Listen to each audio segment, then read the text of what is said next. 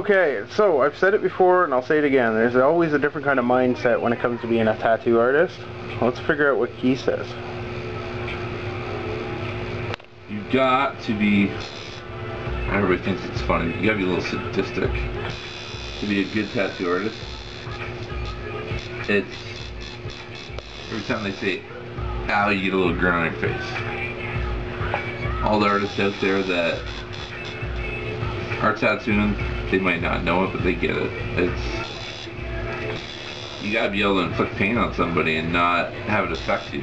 If you're inflicting pain and they're reacting and you react to their reaction, you're gonna then, oh, I gotta hurry up. You gotta take your time, you gotta just ignore their emotions and just keep pushing through it. There's gonna be a point where they're gonna hit their breaking point. They can't take it anymore. Beth, are you there yet? In that spot, maybe.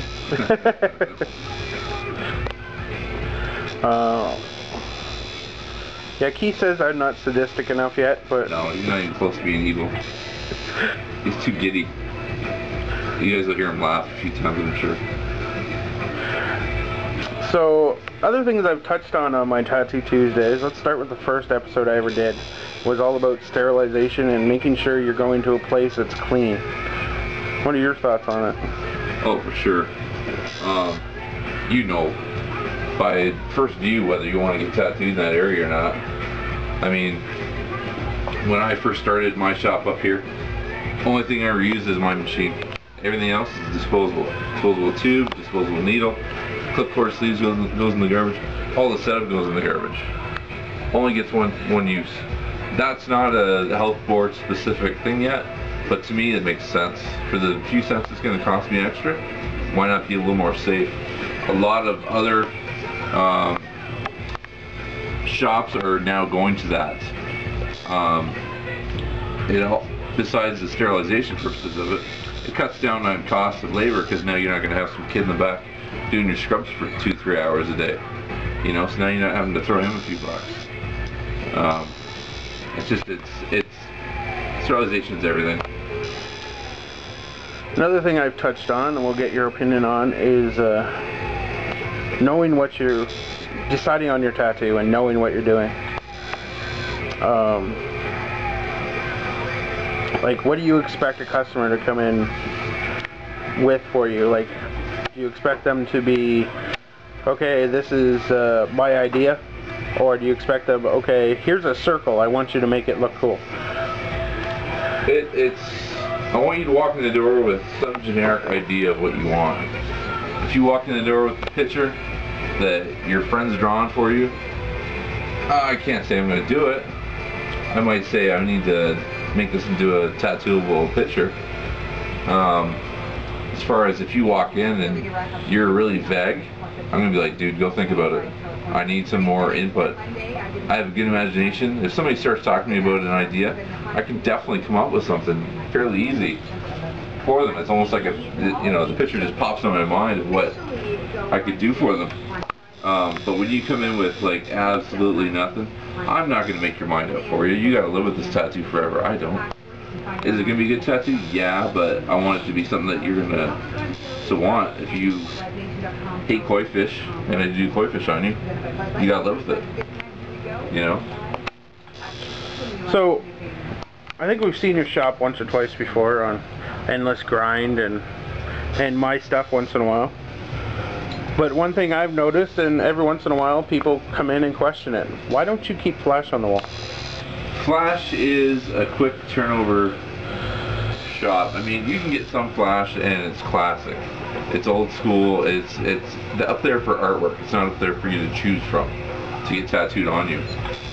I personally, I mean, it's not everybody's bag, but I'd rather you walk in the door and I draw something custom for you every single time. That's why this isn't a typical tattoo shop. It's more of a tattoo studio as opposed to a shop. It's not, you're not going to come in and you're going to pick something off the wall and I'm like, oh, it's 200 bucks. You know, we develop something together. We make it just a work of art on your body, you know. Well, as far as developing things together, let's use Beth as an example since you're working on Beth. Yep. How much effort did you two together put into coming up with this design? It was a few meetings, just chit chat to really find out where her mindset was with it, what it represented for her. When I hear all that, I can put the emotion into it then. I can then give her the smile but with a tear that she's breaking the chain. Yeah. You know what I mean? I need to not hear the full story, but at least talk to that person, because you can get the emotional kick out of their voice and stuff, and you know how much it means to them. And that makes you work even harder towards making the piece as good as it can be. One of the other things I've touched on that really bothers me, and I really want your opinion on it. What is your real opinion on these, like LA Ink and Miami Ink? Like, what effect is it having on the industry? I mean, originally it gave it that boost, right? It was a real catalyst for the tattoo industry. It brought, it showed that not everybody had to be a biker, not everybody had to be a lowlife to get a tattoo. It showed, there's doctors getting tattoos, there's nurses, there's lawyers, anybody that's in the white collar profession are getting tattoos. It's true. I tattooed a number of them myself. That really opened it up to the public, I think. Now that nostalgia is gone for those shows, now if you watch them, all they're doing is they're creating drama to make the ratings still kick. Because now everybody's like, yeah, cool, tattoos are cool, but now they need something else. Now it's almost like a sellout to me now. I mean, they're making good money, good for them. But really, you might as well put it on in the afternoon, call it a soap opera, as far as I'm concerned now. Now, I, as an apprentice, have said it, the reasons I've gotten into it, and one of them is all about satisfying the people, and it's about the art. Now, a lot of people think artists get into it for the money because they look at the prices and stuff. Is it really about the money, or is it about being artistic and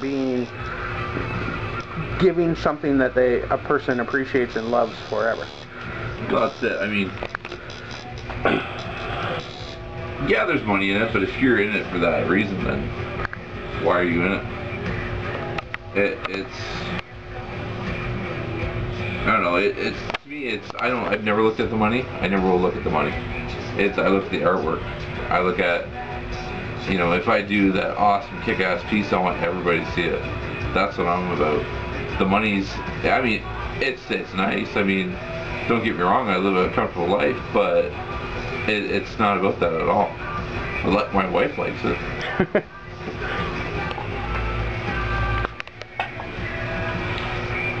So, what do you got to say to those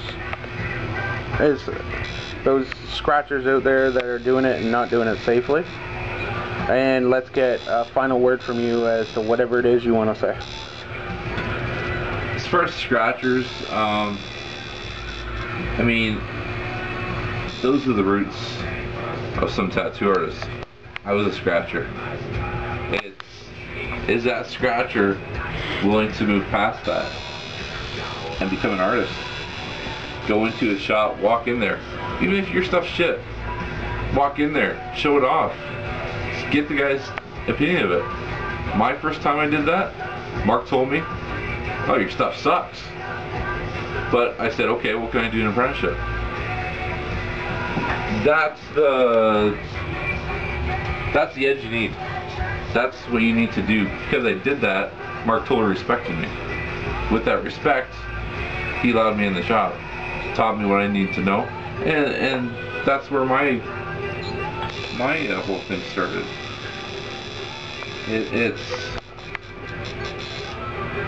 I don't agree with them doing that way. I really don't agree with the health board going into homes and certifying these guys because they have a clean area. It doesn't mean they're a good artist. Big thing for as far as when you go to get a tattoo, check out that artist stuff. I don't know how many people walk in this door and don't ask me to see my stuff. Yeah, maybe they've seen it walking around, maybe they've seen it on somebody else, that's where they got it done. Fine, I guarantee you 50% of them have not. It's a tattoo shop, they want a tattoo. They don't ask me to see my work. Ask to see the owner's work, the tattoo artist's work. Yeah. Research. If there's other artists out there that I know, I've been in their shops, they are busy, but I usually end up fixing their work because the person's not happy with it because they didn't look at the book to see what the guy was capable of. Okay. Study the lines, make sure they're crisp, they're clean, they're nice and consistent. The color fill. Ask if he has any healed photos of his work, because that's a big thing too. A piece could look awesome. When it heals up, it might look like crap. You don't know that. Most artists have fresh pics. Ask if he has any healed stuff. If he's tattooed himself. Anybody's hanging out in the shop, have you tattooed them? Can I see their stuff? You know, it's... I'm not going to totally knock the scratches because that's where I started. Yeah. But it's just... as long as those guys are in it for the art and not in it for the money, then they'll do well if they take the right path. And what's the last thing you want to say out to the tattooed and tattoo artists that are watching my videos? I hear I have to give a big shout out to Australia, New Zealand and all that. I hear you guys loving this stuff. That's cool. It's... make sure you want that as a tattoo. Make sure you're going to be able to live with it forever for a tattoo. Start small. You get these people that are coming in for full rib pieces and it's their first tattoo, and I'm like, good luck. You know, it's research the artist, like I said. Understand it's not about the price of the piece. That has nothing to do with it. It's one of those things where you get what you pay for. You know, it might be an expensive tattoo, but man, you're gonna love it for the rest of your life. You're gonna be able to show your grandkids and love that piece still. You know, it's just get tattooed, love it, enjoy, man. I mean, it's life. Live it.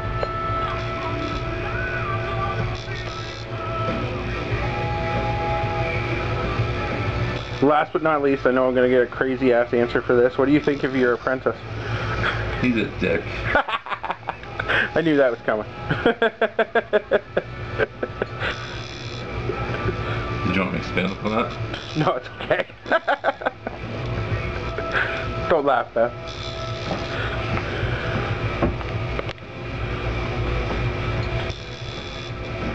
No, you're a good guy. I'm just kidding. Oh, they know that. They all love me, for the most part. It's gonna be a good tattoo artist one day, guys. Walking through the steps in the right way. That's all you can ask of an artist.